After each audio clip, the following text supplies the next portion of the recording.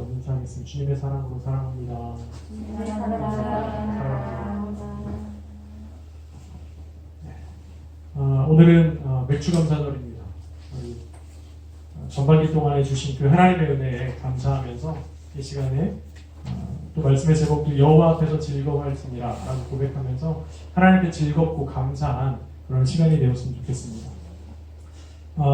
어느 날 감사나라라는 나라가 있대요. 감사나라에서 한 그 젊은이를 불평나라로 유학을 보내기로 했습니다. 유학을 보내는 목적이 뭐였냐면 그 나라, 불평나라의 문화도 경험하고 또 그 나라가 어떤 나라인지 알아서 나중에 감사나라와 불평나라가 교류를 잘 맺을 수 있도록 그렇게 해서 그런 목적을 가지고 한 젊은이를 유학을 보냈습니다. 많은 사람은 기대를 어떻게든 불평나라 사람들의 문화와 풍습 그리고 역사 등을 배워서 그들과 더 화목하게 여러 면으로 교류할 수 있도록 하길 바랍니다. 이러면서 보냈어요. 이 젊은이는요 불평나라에 유학을 가서 정말 열심히 공부했습니다. 열심히 공부해서 짧은 기간 동안에 불평학 박사 학위를 땄습니다. 불평 박사를 땄어요. 자, 불평나라에 대해서 너무나 이제 많은 것을 배웠습니다. 그리고 나서 드디어 귀국하게 되었습니다. 귀국하는 그 현장에 많은 사람들이, 가족들을 비롯한 많은 사람들이 와서 온 그 현장에 이렇게 도착했습니다. 자, 그러고 나서 이 사람은 단상에 오른 후에 이러한 얘기를 했다고 합니다. 감사할 줄 아는 게 얼마나 감사한 일인지 가르쳐준 그 나라 사람들에게 진심으로 감사드립니다. 이렇게 얘기를 했대요. 가보니까 어때요? 불평만 하는 거예요. 네, 그런데 우리가 평상시에 감사하며 살았던 것이 얼마나 감사한지 정말 더 감사할 수밖에 없었다는 얘기죠. 오늘은 잘하시는 것 같이 맥주 감사주일입니다. 감사주일은요, 사실은 우리가 평소에 얼마나 감사하고 있는지에 대한 그 점검을 배우는 시간이기도 합니다. 감사 지수가 높을수록 더 건강한 사람이기도 해요. 그러니까 사실 감사하지 못한 사람들은 불행한 사람일 수 있습니다. 감사가 많을수록 우리는 더 행복해져요. 감사가 많을수록 우리가 믿음이 더 좋아집니다. 자, 한번 생각해 보세요. 감사가 많을수록 우리 세상 사람들 앞에서 매력적인 문제예요. 저 사람은 보니까 그렇게 잘 사는 것 같지도 않은데 매일 감사해. 매일 좋대요. 왜 그럴까? 예수님 믿는 사람이나 다르구나. 이것이 우리의 삶이어야 된다는 거죠. 감사가 많을수록 우리는 더 강해집니다. 그래서 우리가 매일매일 삶 가운데 하나님께 감사하는 그런 감사를 드리는 그리스도인의 삶을 살아가는 줄 믿습니다. 그렇다면 오늘 살아가는 우리는 맥주 감사절을 맞이해서 어떠한 신앙을 소유해야 될까? 그것을 한번 알아봤으면 좋겠습니다. 첫 번째는 뭐냐면 바로 여호와 앞에서 7.7절을 지켜야 된다 라고 말씀합니다. 자, 10절 말씀해 보면 이렇게 말씀하죠. 내 하나님 여호와 앞에 7.7절을 지키되 내 하나님 여호와께서 내게 복을 주신 대로 내 힘을 헤아려 자원하는 예물을 드리고 라고 말씀합니다. 제가 좀 다른 얘기를 할 건데요. 7.7절은 잘 아시는 바와 같이 이스라엘의 3대 절기입니다. 3대 절기 안에 하나예요. 6월절 후 7주를 지난 50일 안에 지키는 절기입니다. 그래서 7.7절이라고 합니다. 일주일이 7일이잖아요. 7일 곱하기 7주. 그래서 7.7절이라고 번역을 했죠. 그리고 그 다음 날이 바로 성령 강림했던 오순절입니다. 50일 되는 날. 네. 자, 또한 첫 수확을 지키는 절기라고 해서 초실절이라고도 해요. 자, 그런데 이 맥주절을 어떻게 지켜야 되냐면 이렇게 지켜야 됩니다. 하루만 지키는 절기거든요. 그래서 이날이 성회가 공포돼요. 그러니까 모이는 거예요. 성회, 거룩한 모임으로 모여요. 그리고 노동도 금지됐어요. 그리고 더 나아가서 그 절기에 신분지와 고하를 다 막론하고 하나님 앞에서 지켜야 하기 때문에 다 기쁨으로 이렇게 나옵니다. 그리고 더 나아가서 성전 파괴 후에는 시내산에서 어떻게 되냐면 율법을 받은 것을 기념해서 지켜서 회당에서는 무엇을 낭독했냐면 룻기서를 낭독했습니다. 룻기. 네. 자, 하지만 여기서 우리가 정확하게 좀 깊이 생각해봐야 될 문제가 하나 있어요. 뭐냐면 구약에서 말하는 7.7절이 과연 오늘날 우리가 지키고 있는 맥주 감사절과 같은 것이냐라는 거예요. 한번 생각해보세요. 대부분의 신앙인들은요, 구약에서 말하는 맥주절이 7.7절이고 또 오늘날 우리가 느끼고 있는 맥주 감사절과 같다라고 생각을 해요. 그러나 그렇지 않습니다. 왜냐하면 이스라엘 땅에서 7.7절에 수확한에서 헌물로 드린 하나님께 제물 드렸던 게 뭐냐면 보리가 아니에요. 주로 5월 중순에 수확하는 밀이었습니다. 그러니까 다시 말하면 이스라엘 땅에서 보리를 수확해 첫 열매를 드리는 절기가 6월절 이후 첫 안식일 다음 날이에요. 그러면은 대략 우리나라 태양력으로 따지면은 주로 3월 중순에 4월 중순입니다. 우리 기억해 보세요. 부활주일이 언제인지. 부활주일은요 6월절 지나고 예수님께서 잡히셨어요. 그렇죠? 그리고 그 다음 돌아오는 안식일 후 첫날에 부활하셨죠. 그래서 저희가 이제 그날을 부활절로 기념하잖아요. 다시 말하면 그쯤인 거예요. 네. 이 맥추절이라고 하는 절기가. 자, 오순절이라는 말도 마찬가지 신약 성경에서 사용했잖아요. 근데 이 오순, 그러니까 그 1순이 10일 의미하거든요. 그러니까 5번의 순이에요. 열을 곱하기 5인 거잖아요. 자, 이 오순절도요, 6월절 다음 날인 안식일로부터 7주 후에요. 7주 후에 안식일 다음 날에 뭐 했냐면 밀 수확을 했습니다. 그러니까 밀을 수확한 날이 우리가 알고 있는 그 오순절이에요. 그러니까 사실은 맥추절과 칠칠절이 다르죠. 네, 시기적으로. 맥추절이 훨씬 앞이죠. 네, 이런 문제가 있어요. 자, 어찌됐건 이날 오순절을 우리가 잘 알고 있는 것이 완성은 성령 강림으로 완성됐습니다. 자, 그런데 한국교회는 왜 맥추절을 지키고 있을까요? 잘 보세요. 만약 우리가 구약의 77절을 맥추 감사절로 지키면 심각한 오류에 빠져요. 이게 뭔지 아세요? 이는 그리스도께서 이 오류는 뭐냐면 이스라엘 3대 절기라고 하는 것은 6월절, 우리 오늘 말씀드린 77절, 그 다음에 장막절 이걸 지키면 어떤 게 이거는 의식법이에요. 네. 의식법이라는 건 뭐냐면 피 흘리면 제사를 지내야 되는 그런 부분이에요. 근데 예수님께서는 오셨죠. 그리고 이 모든 절기를 완성하셨어요. 네. 그래서 더 이상 드리지 않아요. 절기를 지키지 않습니다. 자, 문자적으로 말하면 이 문자적인 준수는 폐지되었어요. 더 이상 하지 않습니다. 그렇게 다시 구약의 맥추절을 우리가 맥추 감사절로 지켜버리면 우리는 다시 폐지된 것을 끌어오는 거예요. 자, 한국교회가 왜 그런 맥추 감사절을 드릴까요? 예수님께 다 완성하신 제사를 끄집어 와서 드리는 건가요? 아니에요. 자, 그것은 농경문화 사회였던 한국의 토착화 때문입니다. 자, 한국에서 보리를 주로 언제 추수하는지 아세요? 저는 농사를 짓지 않아서 잘 모르고 찾아봤어요. 그랬더니 6월 중순이나 말 정도에 추수를 한다고 해요. 보리를.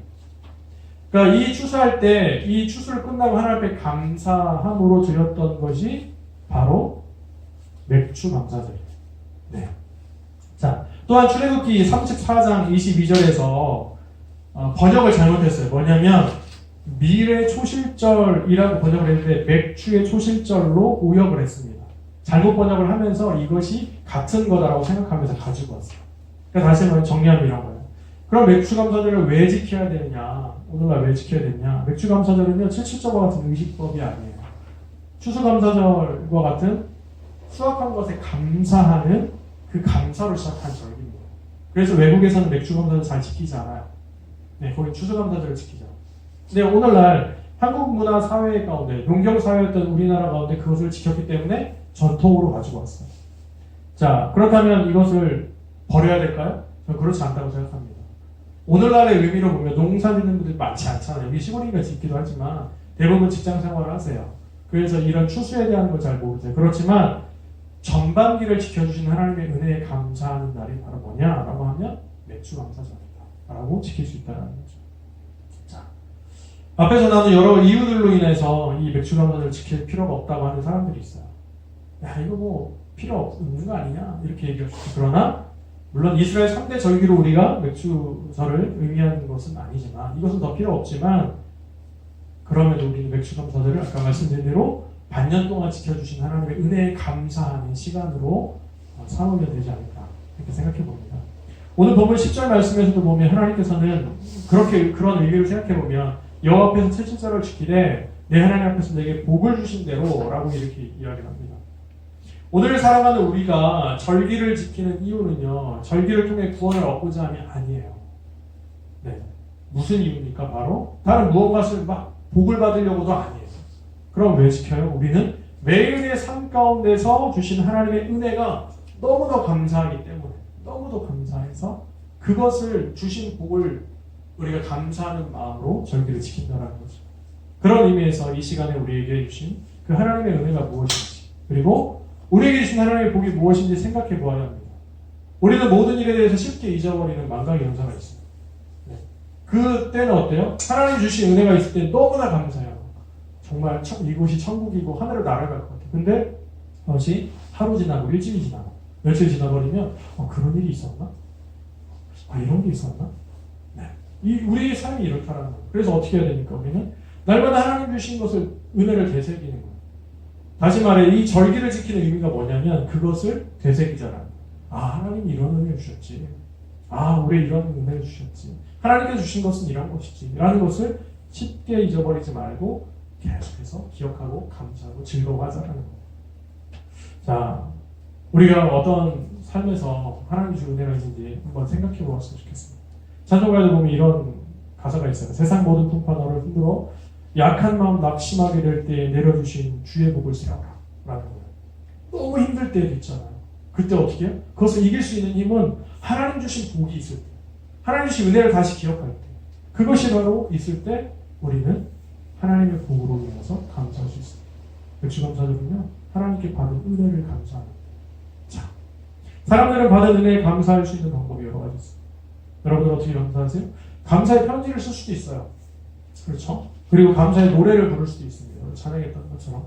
감사의 봉사를 할 수 있어요. 다른 사람, 연약한 분들을 도울 수 있는 것도 할 수 있어요. 그리고 오늘 본문 10절에 보면 이런 얘기를 합니다. 하나님께서는 예물을 드릴 때 이렇게 해야 된다 라고 말씀하면서 예물을 드립니다. 제가 이 말씀을 보면서 목회자가 저는 원래 헌금에 대한 설교를 하고 싶지도 않고 왜냐하면 은혜대로 하시는 거니까. 그런데 오늘 말씀을 보니까 또 감사하게 하나님께서는 두 가지 전제 조건을 다셨어요. 뭐냐면 첫 번째가 10절의 말씀을 보면 내 힘을 헤아려서 드려라. 내 힘을 헤아려서. 이게 무슨 말입니까? 내가 처한 상황에 맞게 드리라는 거예요. 내 힘에 닿는 대로. 무리하지 말라는 거예요. 헌금을 강조할 필요가 없어요. 왜요? 하나님께서 주신 복에서 하나님께서 주신 받은 그 은혜를 그만큼 드리면 돼요. 그것에 감사하는 만큼. 내 힘대로 드리는 거예요. 무리해서 빚을 내서 아니에요. 하나님께서 원하시는 건 이유입니다. 그래서 그렇게 드려라. 두 번째는 뭐냐면 자원하는 마음으로 예물을 드려라. 억지로 드릴 필요가 없어요. 하나님은 가난하시지 않아요. 그렇죠. 근데 계속해서 의무로 얼마씩 이런 게 있어요. 저는 정말 싫습니다. 제가 평생에 이제 남아있는 목회 인생 가운데서 그럴 거예요. 헌금은요, 받은 은혜대로 드리면 돼요. 액수가 중요하지 않아요. 그 마음이 중요해요. 그 대신에 이렇게 표현합니다. 이것을 직역해보면 이렇게 돼요.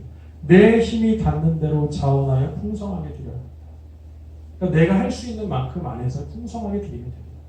이것이 하나님께서 원하시는 예물의 모습입니다.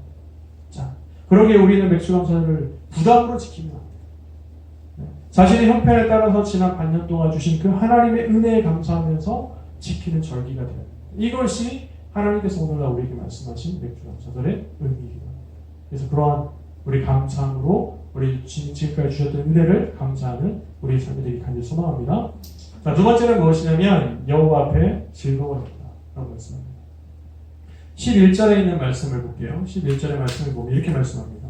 너와 내 자녀와 노비와 내 성중에 있는 레위인과 및 너희 중에 있는 객과 고아와 과부가 함께 내 하나님 여호와께서 자기의 이름을 두시려고 택하신 곳에서 내 하나님 여호와 앞에서 즐거워하시리라. 절기는 하나님께서 이스라엘 백성들에게 하나님의 은혜를 잊지 않도록 하기 위해 제정하셨습니다. 자, 예를 들면 6월절은요 이런 거예요. 출애굽 당시에 10번째 재앙이 있었잖아요. 10번째 재앙이 뭐였죠? 장자의 죽음이었어요. 그때 하나님께서는 이 장자의 죽음으로부터 이스라엘 백성을 구원해 주시기 위해서 그것을 기념하셨어요. 제정하셨어요. 잊지 말아라는 거예요. 자, 또 두 번째 절기에도 맥추절은 뭡니까? 가나안 땅에 들어가서 보리를 처음 수확하고 지켰던 거예요. 다시 말하면 뭐예요? 감사와 함께 가나안 땅의 입성을 완성됐다라는 의미입니다. 여기에서 초실절 의미도 있는데 초실절은 뭐냐면 처음 수확이 이거는 또 해석에 따라 다르긴 하지만 예수님께서 첫 열매가 되셨다라는 의미잖아요. 그래서 완성하셨다. 이렇게 이야기합니다. 장막절은 무엇입니까? 출애굽 당시 광야 생활을 기념하면서 일주일간 집이 있는데 일주일간 나가서 장막을 짓고 사는 거예요. 감사한 거 왜요? 그때 광야 시대 때 그 생활, 그 삶을 잊지 말아라는 거예요. 그때 주신 은혜를 잊지 말아라 라는 의미입니다. 자, 이렇게 다 생각해보면 그 의미와 함께 하나님의 은혜를 잊지 말아라 라고 하는 것이 공통적인 교훈입니다. 자, 그렇다면 하나님께서는 77절을 어떻게 지키라고 하셨는가? 11절 말씀에 읽었더니 11절에 이렇게 말씀하잖아요. 너와 내 자녀와 노비와 내 성중에 있는 내 이인과 함께 여호와 앞에서 즐거워하라. 네. 절기는 하나님 주신 은혜에 감사하는 마음으로 하나님 앞에 즐거워하는 거예요. 여기서 즐거워할지라고 번역된 사마타라고 하는 이 단어는요, 보통 마음이라고 가진 이 히브리어 마음이라고 하는 레브라고 하는 단어나 영혼이라고 하는 네페시라고 하는 단어와 같이 써요. 근데 여기서 그렇게 쓰진 않았지만 즐거워하는 것을 한번 생각해 보세요. 하나님 앞에 즐거워하는 자가 어느 일부분만 가지고 즐거워할 수 있어요? 아, 나 마음은 즐거운데 내 몸은 즐겁지 않아. 아, 내 영혼은 즐겁고 있는데 내 마음은 별로네? 이럴 수 있어요? 즐거운 일 한번 떠올려 보세요. 머릿속에. 지금 별로 안 즐거우신 것 같아가지고 네, 즐거운 일을 떠올려 보세요. 와, 내가 정말 즐겁다, 기쁘다 할 때 그러면 몸은 축 처졌는데 아, 마음은 기뻐 이러나요? 아니잖아요. 우리는 전인격적으로 즐거워요. 몸도 즐겁고요, 흥이 나죠. 그리고 마음도 너무 기쁘고요, 내 영혼도 기뻐요. 이렇게 즐기는 게 바로 맥주감사절이에요. 자, 그런데 더 중요한 게 있어요. 하나님 앞에 즐거워하는 것이 그러면 나 혼자만 즐거워야 되나요? 아니라요. 오늘 말씀에 방금 이야기했던 거 뭡니까? 저는 이제 가족과 함께 즐거워하라 이렇게 얘기했지만 내 주위에 소중한 사람들과 함께 즐거워하는 거예요. 나만이 아니고 함께 즐거워하는 겁니다. 가족들과 함께 하나님을 즐거워 찬양하고 주위의 이웃들과도 함께 하나님을 즐거워 찬양하는 것이 바로 맥주감사절이 되어야 한다. 즐거워야 돼. 같이 즐거워야 돼. 자, 그러면서 더 나아가 맥주감사절은 우리끼리만 아니라 즐거워하는 것을 어떻게 해야 되냐? 더 넓혀야 돼. 소외된 이웃들과 함께 하라는 거죠. 11절 말씀 이어서 보면 이렇게 말씀하잖아요. 너희 중에 있는 객과 고아와 과부가 함께 하나님께서 즐거워하고 찬양하는 거예요. 다시 말하면 맥주감사절은요, 지난 반년 동안 주신 하나님의 은혜에 정말 감사하고 즐거워하는 날이잖아요. 그런데 나만, 우리 가족만, 이 주위의 소중한 사람들만, 우리 이웃만, 우리 교회만 즐거워하자. 아니라는 거예요. 하나님께서 원하시는 것은 우리끼리가 아니라 소외된 모든 사람 다 포함해서 하나님께 기뻐하고 즐거워해야 된다. 그렇다면 소외된 이들 함께 즐거워할 수 있는 방법이 무엇입니까? 유대인들은 맥주절에 회당에서 읽는 룻기를 보면 잘 알 수 있어요. 여러분들 룻기 아시죠? 룻은요, 모함 여인이었어요. 다 기억하시죠? 그런데 남편이 죽었어요. 그러고 나서 시어머니인 나오미를 따라서 베들레헴으로 다시 이주합니다. 그 시기가 언제였냐라고 룻기에 보면 바로 보리 추수할 그때 시기였다라고 얘기해요. 당시 룻은요, 남편도 없었어요. 그리고 밭도 없었어요. 일명 소외된 사람이었어요. 근데 보리를 수확할 때 다른 사람의 밭에 가서 뭘 했냐면 이삭 줍기를 했어요. 룻기를 읽어보신 분은 다 아시겠지만 룻기는 이 이삭 줍기를 통해서 누굴 만나냐면 기업 물을 자인 보아스를 만납니다. 이 훗날 어떻게 해요? 결혼을 하잖아요. 네. 뿐만 아니라 룻기 4장 21절 22절의 말씀을 보면 이렇습니다. 룻과 보아스 사이에서 오벳을 낳고 오벳은 이새를 낳고 이새는 다윗을 낳았다. 이렇게 족보가 나와요. 이새는 누굽니까? 네? 다윗은 누구예요? 예수님의 조상인 거예요. 여러분 잘 보세요. 모함 여인이 룻이요, 룻을 통해서 이 땅에 예수 그리스도께서 오시게 되는 그 은혜를 입은 거예요. 그런데 시작은 뭐였어요? 이삭 줍기로 시작된 거예요. 자, 룻은 비록 모함 여인이었어요. 남편도 없어요. 기업도 없어요. 농사 지을 수도 없어요. 그런 상황에서 하나님께서는 율법을 통해서 이삭 줍기를 할 수 있도록 허락해 놓으셨어요. 그것이 레위기 19장 9절에서 10절 말씀. 제가 한번 읽어드릴게요. 이렇게 말씀합니다.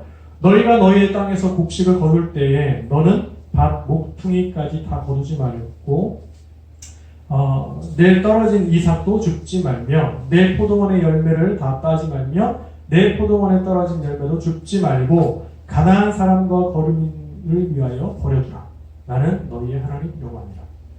하나님 뭐라고 하신 거예요?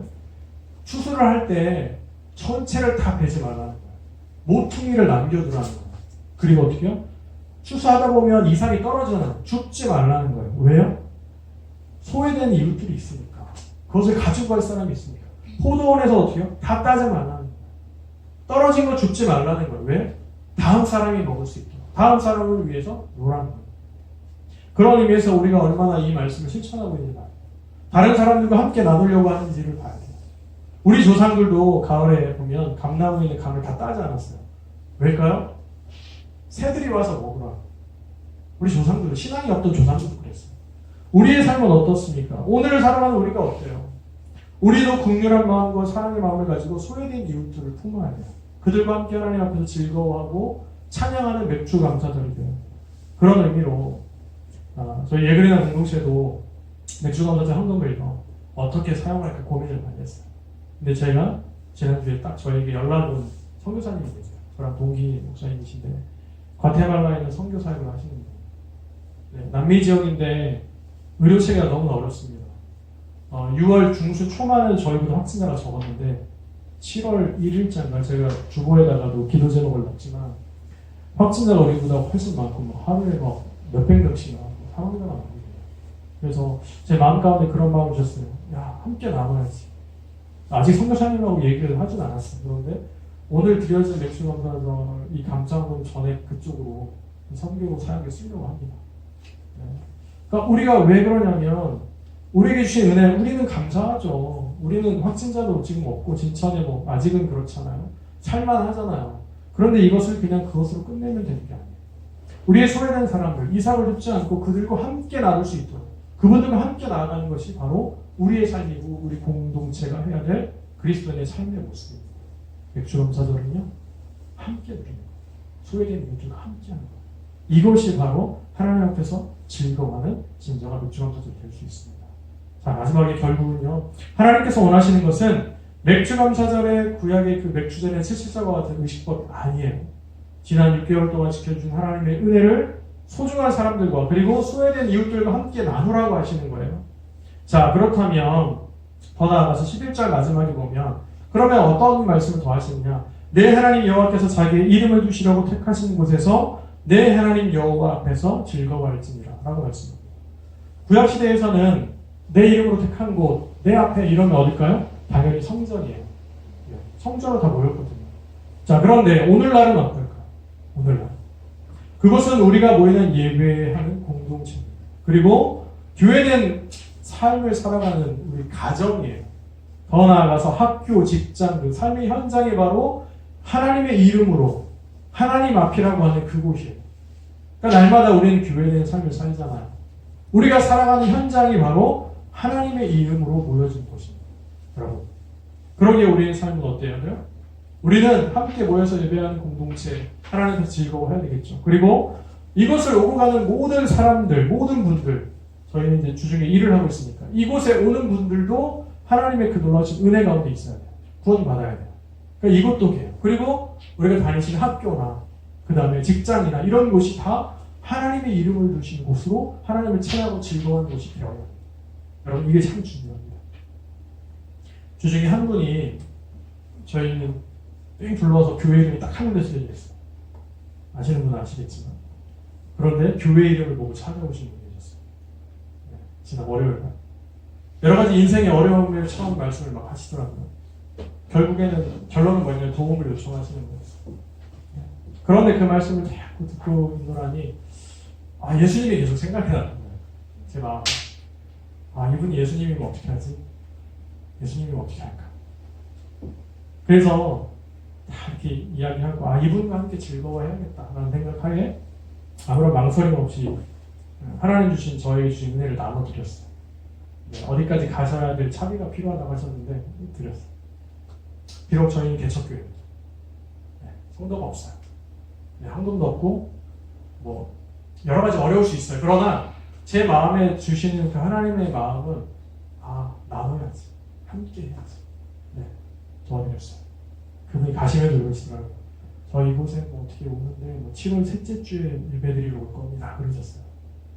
네, 오시고 안 오시고는 그분의 마음이에요. 그러나 제 마음 가운데 있었던 건 뭐냐면 교회는 교회여야지. 교회는 어렵다고 하면 함께 나눠야지. 이 마음이 제 마음을 너무 강하게 해줬어요. 전 즐겁습니다. 물론 제가 일을 치르고 난 다음에 제 아내와 상의를 했죠. 이런 일이 있어서 이렇게 했어요. 감사한 거 그거에 대해서 또 다른 얘기 하지 않았어요. 너무 감사해요. 중요한 건 이겁니다. 맥주 감사서 우리의 삶은 무엇입니까? 함께 하나님께 즐거워하죠. 이건 참 중요해요. 다 나만 즐거워할 수 없잖아요. 나만, 우리 가족만 즐거운 게 아니고 우리 교회만 즐거운 게 아니고 소외된 모든 사람들. 저는 열방에 있는 제가 아는 선교사님들을 다 도와드리지 못하는 게 정말 한스러워요. 그럼에도 하나님께서 원하시는 대로 우리가 이 맥주 감사들을 지키면서 감사한 마음으로 우리 소외된 이웃들까지 우리 현장에서 도움이 필요한 분들과 함께 나누는 것이 진정한 맥주 감사 자리라고 생각합니다. 아무쪼록 의미 없이 1년에 한 번씩 돌아오는 맥주 감사절이 아니고 정말로 지난 6개월 동안 주신 하나님의 은혜를 생각해보세요. 너무 감사. 그리고 더 나아가서 다른 사람들과 함께 이렇게 나눌 수 있는 그런 감사함을 하나님께 드리고 함께 나눌 수 있는 그런 삶을 살아가시는 저와 우리 모든 성도님들의 삶이 되시기를 예수님의 이름으로 축원합니다. 기도하겠습니다. 주께 드린 우리의 삶을 통해 주의 나라가 이루어지게 우리 다시 한번 고백합니다. 내게 있는 모든 것